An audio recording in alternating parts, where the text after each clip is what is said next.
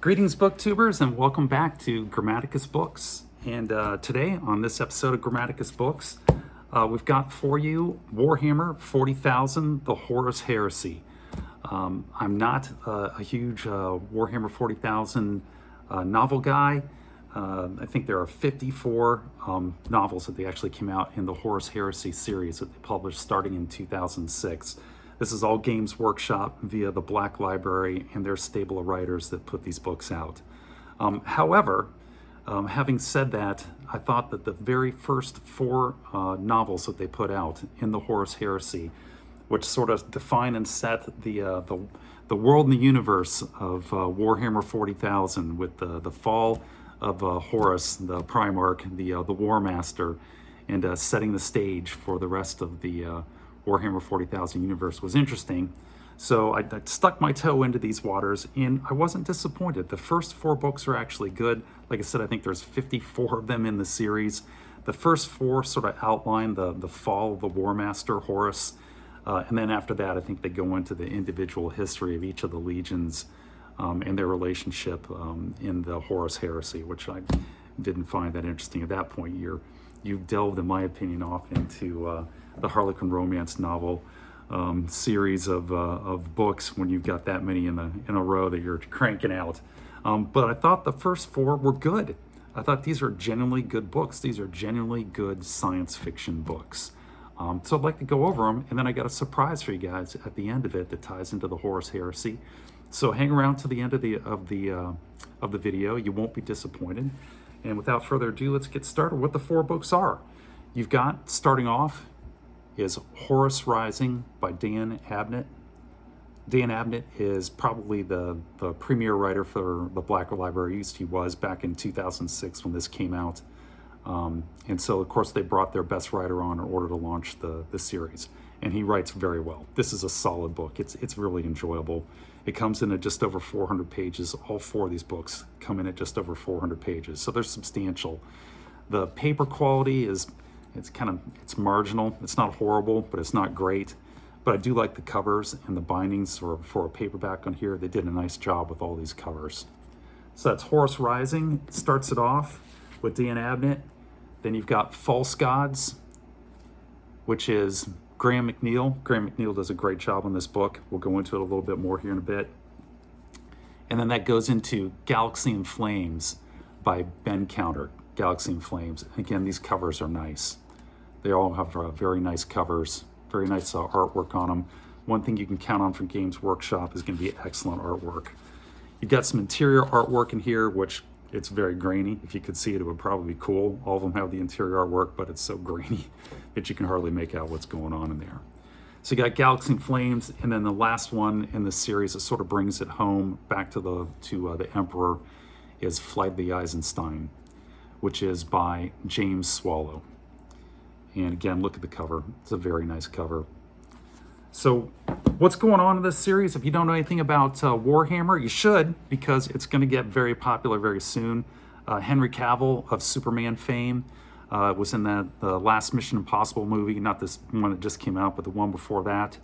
A big actor has gone off and he's going to do his own live action movie of Warhammer 40,000 because he's a huge fan of Warhammer 40,000. So I think the popularity on these, which is already high, is just going to increase. Games Workshop was primarily brought about in order to create wargaming figures and the literature and the rules that went with them in order to market wargaming figures. And they call it plastic crack. Once you get into that stuff, you can drop, for buying an army, you can drop easily 4 figures on trying to put together an army that you use for your wargaming.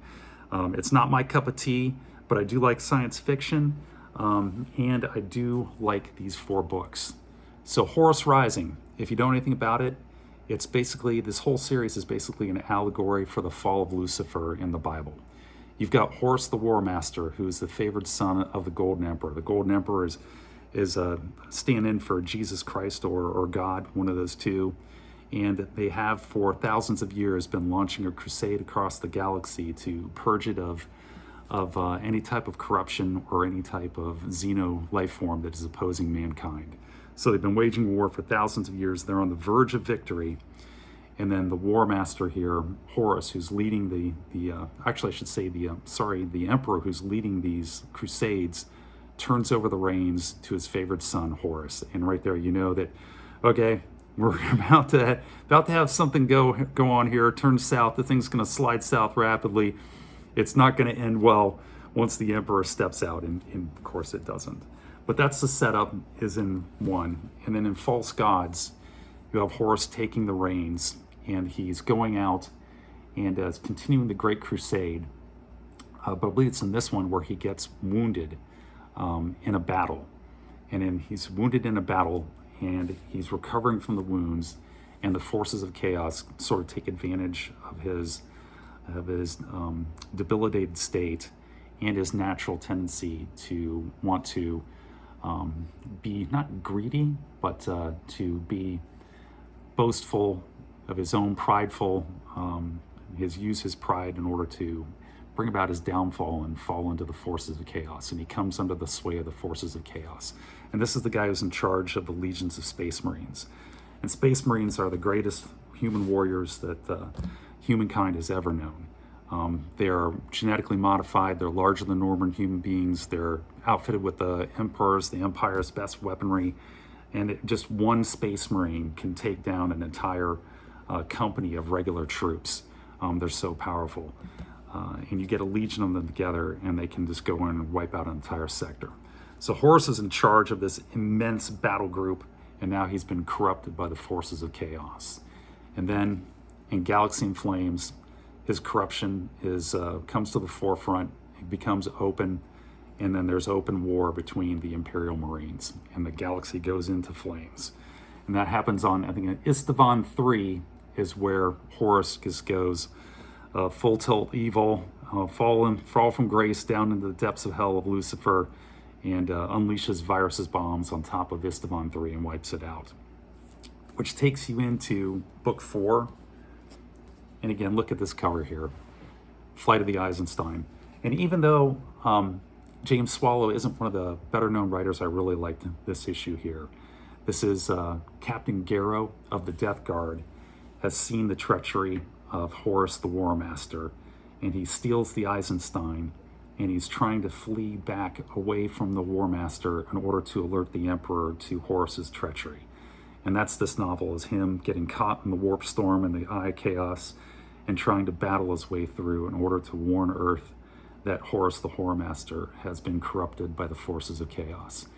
And these 4 books, even though they're part of a series that I think it devolves into Harlequin romance novel series sort of quality, these first 4, Horus Rising, False Gods, Galaxy in Flames, and then Flight of the Eisenstein, they're solid science fiction books. You get a chance to check them out, I would recommend it. They're readily available. They're not very expensive. You can probably pick up each of these for about $10, $10 to $15 on eBay. And it's a good, solid series. It might even suck you into the whole Warhammer universe, which is going to become big here. So I thought it was appropriate to cover these books. So that's the first 4 in the series of the Horus Heresy. It's a great place to start too if you want to get into Warhammer, because it's the event, it's the catalyst that sets off pretty much everything that follows in the Warhammer 40,000 universe. So that leads us to the surprise at the end of the video, or the treat, or however you want to look at it. And that is another book by the Black Library, which is aka Games Workshop. And this is the Horus Heresy Collected Visions. And this is just a large format hardback book that collects all of the artwork that Games Workshop has done that's related to the Horus Heresy. And Games Workshop, if there's something they know how to do, it is how to make artwork to sell product. And there's some fantastic artwork in here, some fantastic science fiction artwork by some fantastic artists. And I'll give you guys a flavor of this. I want to say this came out in 2004, and I'm not 100% certain on that. And if you'll bear with me a second, I'll do a quick check of it. I'll look at this interior page right here. I think that's James Woods. It'll say, it doesn't say, but I think that's James Woods. Oh, there it is. No, I'm mistaken. It's Adrian Smith. Look at that artwork. Look at that line work, that black and white pencil and ink drawing. That's going to be Horus there on the left, or my left over here on these fingers, being confronted by the Emperor after he learns of his treachery aboard Horus's battle barge for their battle here to determine the fate of the universe. So here we go, publication date. 2004, Visions of War, which is interesting. It came out before this series of books, which launched in 2006. And the Horus Heresy books, it went from 2006 to 2018, if I believe. But let me just show you some of the artwork in here. So you get here a list of all the different Space Marine chapters that were relevant to the Horus Heresy. And it gives you a good little drawing of the Space Marines. These are old-time Space Marines. Their battle armors evolved over time. If you get in, there's a whole history to this, a whole lexicon of its own, a gigantic universe, and the involvement of the armor and the weapons and everything that you can really go down a rabbit hole if you want to. But these are some of the early ones. So it sort of sets the stage for you. And then here's another page of the Space Marine legions that are involved in the Horus Heresy. Very nice stuff, but it gets a lot better. So one of the big artists that are in here who does a lot of really good work, and this is a big book. How many pages are we talking on here?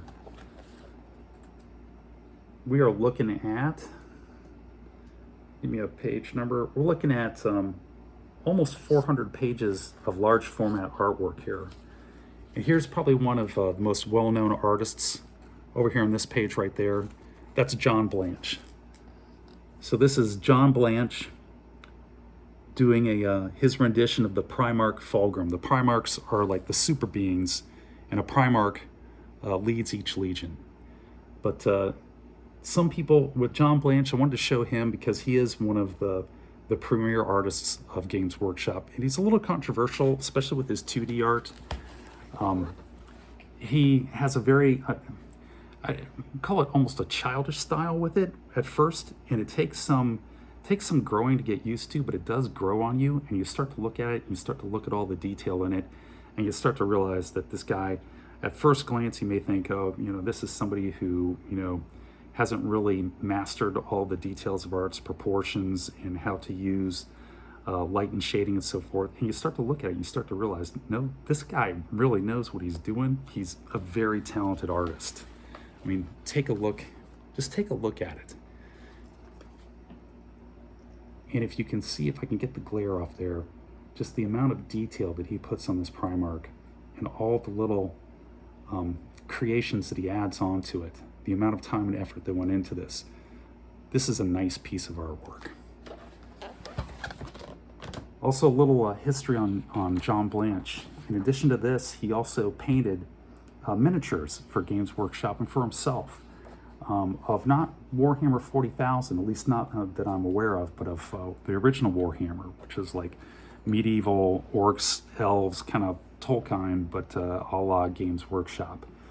And he was painting them before acrylic paints, water-based paints, and he was doing them with enamels, which is really hard. And his artwork on these miniatures is just stunning. If they've gone up on eBay every now and then for sale, it would cost you an arm and a leg to buy one of these things, but they are just absolutely beautiful.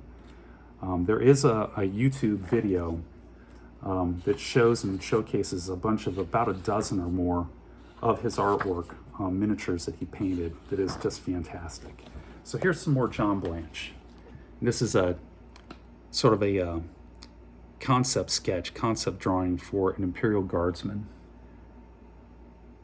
It's a character study, and it's just wonderful. I really like it. I was one of those people who didn't like John Blanche, and then he started growing on me, and I'm like, this guy really is a good artist. I really enjoy his interpretation and his style. And then we move over to probably what I think is probably one of the best artists, the most accomplished artists here in the book, and that's Sam Wood. So up at the top here, you have this huge panorama of all of these characters from Warhammer 40,000, and then you have This would have been a very large painting, and then you have details of it blown up down on the bottom. And I think this is the Legion Custodes, which is Henry Cavill's favorite Legion, who is a famous nerd for Warhammer 40,000. And there you get some of the Custodes. Very nice artwork. And Sam Wood has just got some phenomenal stuff in here. Here's some more Sam Wood. There's the Emperor over here on the one side of the page. And then you've got another close-up of, who is that? Aquila and the Aquila Terminator Assault Squad. Like I say, if you want to go down the Warhammer rabbit hole, oh my gosh, that's a rabbit hole that almost has no ending to it. No end in sight. So what's the next one here I wanted to show you guys on this book? Oh yeah, just another John Blanche. This is a prototype armor for a Space Marine Terminator. Terminators are like the heavy assault Marines of a Marine squad. So there you go with that one right there. Very nice work. And then you get to what I would consider to be the centerpiece of this book. And that's a painting by Sam Wood. It's of... This one here is a different one. This is again Sam Wood, but this is Blades of the Traitor. And it's essentially Horus the War Master after he's corrupted, and he's been assembled here with all of his corrupt Primarchs. Let's see if I can get the page quality here. It's really good quality pages, but it does make a kind of a glossy glow in the light. And then you've got, down here, you've got close-ups of his large painting, and it's just stupendous work. It's fantastic stuff. And here are some more close-ups of that large painting by Sam Wood. Just wonderful artwork.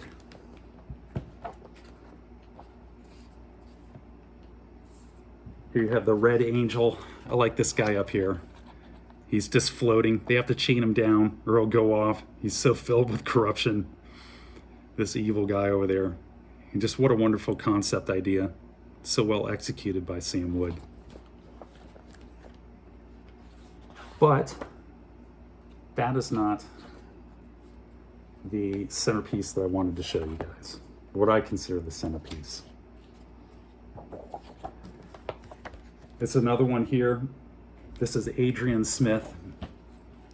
Sorry, it was very Sam Wood-like, but it's actually Adrian Smith. And again, it's the Emperor confronting Horus on his battle barge for their final showdown. And just look at that. You see if I can get this in close so you can see the War Master Horus. Look at that painting. That's just beautiful. And then over here you have the Emperor of Mankind getting ready to do battle with him. I mean, look at that, it's just stunning. So those are like a lot of the big paintings in the book. The book is really filled though with lots of smaller works of art by all different artists. There's probably a dozen or more artists in here, and you get a lot of pages like this. And there's a lot of text that backs up and supports this book. The cover is also gorgeous. I mean, look at this black and silver version of, I believe that's a Sam Wood painting as well. It just really pops out. I really like it a lot. If you try to find this, the last time I tried to find it, it's going to cost you a little bit of money. I would say if you can find a copy for under $100, I would jump on it if it's something that interests you. I'm guessing, I haven't checked recently, but I'm guessing that it's probably going to be selling for over a bill, between $1 and $2 bills at this point on eBay or Amazon. But you know, maybe I'm wrong. It might have come down and it might be a little bit better. And then the last thing I wanted to share with you is also along Games Workshop Black Library. This is a called The Gothic and the Eldritch. It's an even larger format. It's very thin. It's like a trade paperback sort of printing, and it's called The Gothic and the Eldritch, The Collected sketches of Jess Goodwin. So like I said, Games Workshop is primarily, they're not into writing books. That's not their bread and butter. Their bread and butter is making miniatures and selling miniatures for war games. And this is the collected sketches of Jess Goodwin, who was their premier artist for coming up with the concept sketches that then translated into the miniatures that have made them millions and millions of dollars worldwide. And this book collects it. It is a phenomenal book. If I get enough requests, because I don't want to do this in an early review this in an early video before I build up some people who could appreciate this and really get some good views on it. This is one of my favorite books in my entire collection. It's I consider one of the jewels of my books in my collection. And then the sketches in here are just phenomenal. They're just outstanding. And then you can see them, how they translate into the actual miniatures that were put up by Games Workshop. So I get enough requests, I get enough comments in there saying, hey, we want to see this one. When I feel like we've hit that critical mass, I'll go ahead and I'll do a full review of this book. I just love this book to death. Like I said, it's one of the jewels in my collection. It's used to be really hard to get. It almost never came up for sale. And when it did come up for sale, though, it was reasonable. You could get it for about $50. Now there seems to be more of them. I think as the popularity of Warhammer has increased, people have been putting these up for sale because they know they sell very quickly. But unfortunately, the price on these has gone up quite a bit. The market's it's not a really stable market on it, so there's quite a bit of range. But you're looking again close to $2 to get into that market, to play in that market, to buy that book. I would say if you ever see it out there for $100 or less, I would jump all over it. If you like sketches, if you like this type of thing, this science fiction style of artwork, and this has got a lot of sort of Tolkien-esque artwork in it as well, because Games Workshop did their sci-fi version of their gaming, which is Warhammer 40,000, and then they had their Tolkien version of it, which is just plain Warhammer, and there's a mix of that in here. But it's just fantastic stuff. I mean, Jess Goodwin is a master of coming up with great concept art and then executing it on the page, and it's in this huge, large format. It's just stunning. I love it. But that's it. That's my little review of the Warhammer universe. Hopefully James Cavill will be able to get his movie into live production. I would be first in line to go see it. I think the movie, the state of science fiction on film and TV is in pretty much a sorry state these days. It needs a shot in the arm, and I think James Cavill and this universe is in perfect position to step in and fill that kind of void that we've got right now with the collapse of some of these franchises, these well-known science fiction franchises. But that's it. I hope you enjoyed it. Please leave comments in the comments section below. I do read them. I'd like to hear what you guys think of all this.